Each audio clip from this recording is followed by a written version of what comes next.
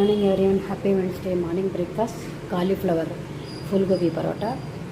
அதுக்கு வெங்காயம் ஓமம் தாளிச்சு விட்டுட்டு பச்சை மிளகாய் வெங்காயம் வதக்கிட்டு அதுக்கப்புறம் காலிஃப்ளவரையும் போட்டு உப்பு காரப்பொடி கொஞ்சமாக போட்டுக்கலாம். பச்சை மிளகாய் ஒரு போட்டாச்சு ஒன்று.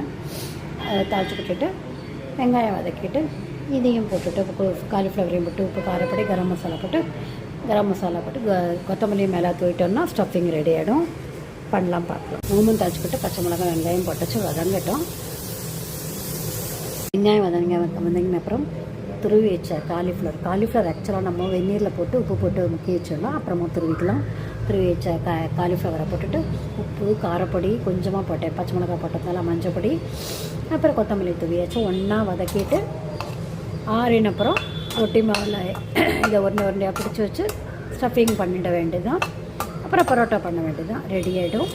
பண்ணலாம், பார்க்கலாம். ஆறட்டும். அது ஒன்றா வதக்கியாச்சு. இப்போ வதக்கியாச்சு ஆறட்டும். அப்புறம் ரொட்டி மாவில் இட்டு ஸ்டஃப் பண்ணிவிட்டு பரோட்டா பண்ண வேண்டியது. சூப்பராக இருக்கும். அந்த டேஸ்ட்டை பண்ணி பாருங்கள். கோபி பரோட்டாக்கு காலிஃப்ளவர் பரோட்டாக்கு இட்டுன்ட்டு எண்ணெயும் கலந்து வச்சுருக்கேன். தவாவில் போட்டுட்டு இதை தடவிட்டு வெந்தோடனே திருப்பி போடலாம். ஒரு சைடு வந்துருக்கு, தடவிட்டு இன்னொரு சைடு வந்தது திருப்பி போட்டுடலாம். ஷேப்பு தான் எனக்கு முன்ன பண்ண வரோம். டேஸ்ட் சூப்பராக இருக்கும்.